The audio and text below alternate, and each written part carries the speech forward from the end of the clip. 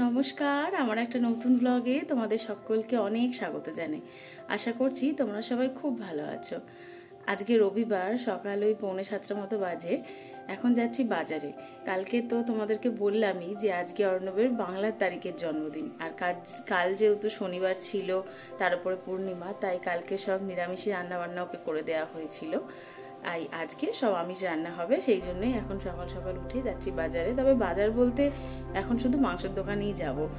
বাজারও সব হয়ে গেছে, মাছও কেনা হয়ে গেছে, শুধু মাংসটাই বাকি আছে। ওই জন্য এখন শুধু মাংসের দোকানেই যাব, মাংসটা কিনে নিই সকাল সকাল, নাহলে খুব ভিড় হয়ে যায়। রেডি হয়ে নিয়েছি, ওই যে পিছনে ও রেডি হয়ে নিয়েছে। চলো এবার তাহলে বেরোনো যাক।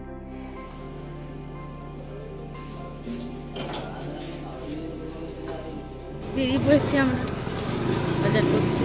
সকাল সকাল খুব রোদ উঠে গেছে। কদিনের 2-3 দিন বৃষ্টি হচ্ছে না, কাল থেকে খুব রোদ উঠছে। আর রোদ উঠতেই কি গরম বাবা। এখনও রাস্তাঘাট বেশ ফাঁকাই আছে, খুব বেশি ভিড় হয়নি। আমরা তাড়াতাড়ি বেরিয়েছি বলে সকাল সকাল বেরিয়ে পড়েছি। দোকানে লাইন নেই, আমরাই সবার ফার্স্ট, তাড়াতাড়ি এসেছি বলে। কাটা হচ্ছে, এইদিকে চিকেন নেওয়া হবে আমাদের এলসার ক্যান্ডির জন্য।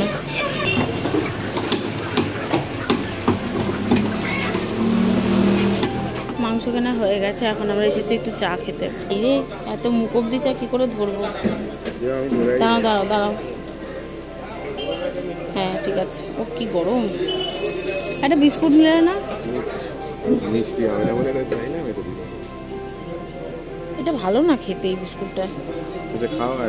না আর খাবো না, একটাই হয়ে গেছে। সব বাজার করা, মাংস কেনা, চা খাওয়া। এবার যাচ্ছি আমার বাড়িতে, বাবার সঙ্গে বেরোবো, তারপর বাড়ি গিয়ে রান্না করবো। আজকে অর্ণ বলেছে আমরা মটনটা বানাবো, ওই জন্য বাড়ি গিয়ে করবো। বাবার সাথে চলে আসি। হয়ে গেছে গাড়ি বার করা, বাবা ঠাকুর নমস্কার করছে, বেরোবো এবার আমরা। বাবার সাথে ঘুরে টুরে চলে এসেছি, তারপরে আবার বাজারও করতে গেছিলাম। সব করে টরে এখন বসেছি ব্রেকফাস্ট করতে। ব্রেকফাস্ট করে নিয়ে বাড়ি চলে যাবো, বাড়িতে যা অনেক কাজ। চলো তাড়াতাড়ি খেয়ে নিই। রাখিটাকে দাঁতে করে কামড়ে কামড়ে কামড়ে কামড়ে ধরে দিই। চলে আয়, তোকে পাহাড় দিতে মানে চলে আয়, চলে চলে এসো, চলে এসো বাড়িতে। এবার রান্না বান্না প্রিপারেশন শুরু করি। আজকে পমফ্রেটের তন্দুরি করবো, পমফ্রেটটা ম্যারিনেট। এখন মাংসের আলু ভাজা হচ্ছে, অর্ণব এখন মাংসের আলু খাচ্ছে। বাবা তুমি তো ঘেমে নিয়ে চান করে গেছো রান্না করতে করতে। আমি এখানে পমফ্রেট মাছগুলো ম্যারিনেট করবো। চোখের জলে ভাসিয়ে ফেলছে পেঁয়াজ কাটতে কাটতে। খেতে ফেললাম আমি রান্না করতে গিয়ে।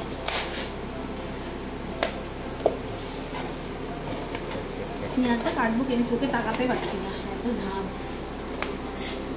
পমফ্রেটের তন্দুরির যে মশলাটা ম্যারিনেশন করবো, মশলাটা সেইটা এখন অর্ণব রেডি করছে।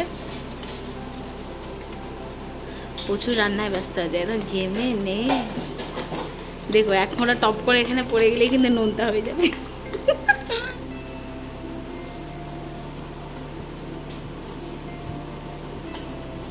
হয়ে গেছে মাছটা ম্যারিনেট করা, এবার একটু ফ্রিজে রেখে দেবো। এখন আমি যাচ্ছি স্নান করতে, তারপরে এসে মাছটা তন্দুরি করবো।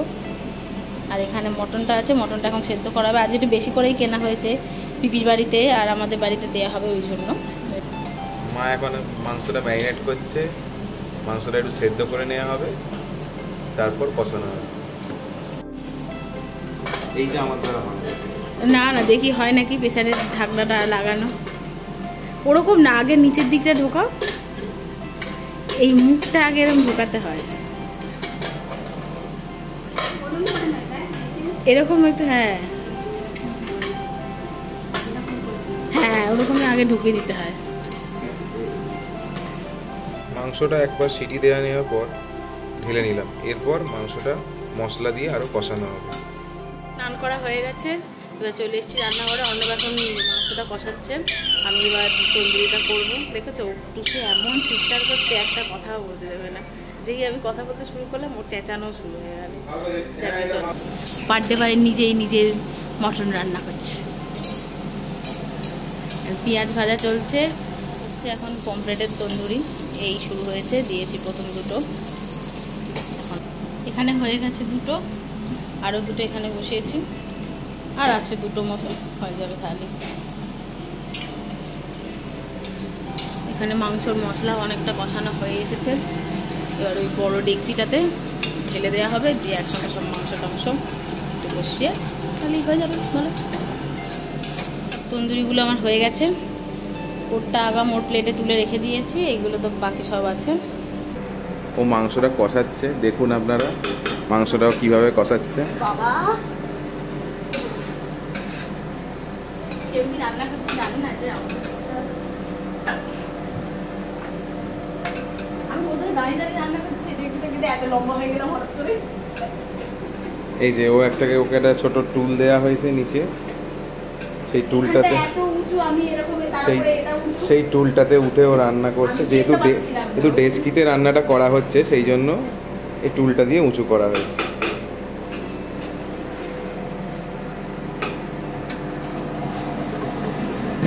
মাংসর কালারটা খুব সুন্দর হয়েছে। তুমি কষিয়েছো, তোমার কেড়ে আমি কোথায়, মশলাটা তো তুমি কষিয়েছো। হয়ে গেছে আমাদের লাল লাল মাটনের ঝোল, এবার শুধু খাবার পালা। হয়ে গেছে সব রান্না বান্না, আমি আর মা দুজন মিলেও থালাটা সাজিয়ে দিয়েছি। আজকের মেনুতে আছে ভাত, আলু ভাজা, করলার তরকারি, ডাল, পমফ্রেটের তন্দুরি, মটনের পাতলা ঝোল, আনারসের চাটনি, পাঁপড় ভাজা, 5 রকম মিষ্টি আর পায়েস। আজকে তোমার বাংলা তারিখের জন্মদিনের খাবার, তুমি বসে পড়েছো, খেয়ে ফেলো এবার। আজকে কি জানো, কাল নিরামিষ ছিল, আজকে আমিষ খাবার দাবার। মটনটা তো বার্থডে বাই নিজেই রান্না করেছে, পমফ্রেটটা আমি করেছি। ও ঠিক আছে, আর বাকি সবগুলো মা করেছে। হ্যাঁ, সব কিছুই সবাই মিলেমিশেই হয়েছে। না এবার খেয়ে নাও, অনেক দেরি হয়ে গেছে। কেমন হয়েছে বলো তন্দুরিটা? মাছটা খুব সুন্দর হয়েছে, দারুণ হয়েছে, মোটামুটি হোটেলের টেস্টের কাছাকাছি চলে গেছে। বাবা তাই নাকি? তাহলে একটা হোটেলে খুলে ফেলতে হবে দেবার মনে হচ্ছে। তুমি রান্না করো? যতটুকুনি পারবো, বাকিটা হোটেলে শেফেরা রান্না করবে। এখনো তো অনেক কিছু পড়ে আছে তোমার, এখনো মটনে তো হাতই দিলে না। এখন সন্ধ্যে 7টা মতো বাজে, রেডি হয়েছি যাবো বাড়িতে মাংস দিতে। দুপুরে করতে করতে তো অনেকটাই দেরি হয়ে যায়, ওই জন্য মাকে বলেইছিলাম যে সন্ধ্যেবেলা দেবো, ওরা রাত্রিরে খাবে। সব প্যাকিং করছে, টাইট করে বেঁধে দাও যেন না পরে। দাঁড়াও, ওটা আর বাঁধা যাবে না, ওটা বাঁধা যাবে। বেরিয়ে পড়েছি আমরা, যাচ্ছি এখন বাড়িতে। লালু খালি সবসময় আদর খেতে ব্যস্ত। এই তো রাখিটা কোথায় গেল? কাল যে আমার হাতটা চেটে কি হবে? আমার হাতে কিছু নেই, আমার হাতে কিছু নেই। ঠান্ডা লেগেছে, তবু আইসক্রিম খেতে হবে। আবার আইসক্রিম খাচ্ছে, জানি না কালকে কি হবে।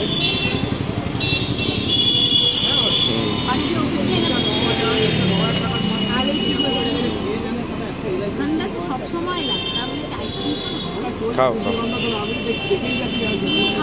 না তুমি খাও। আইসক্রিম খেতে খেতেই আজকে ব্লগটা শেষ করছি।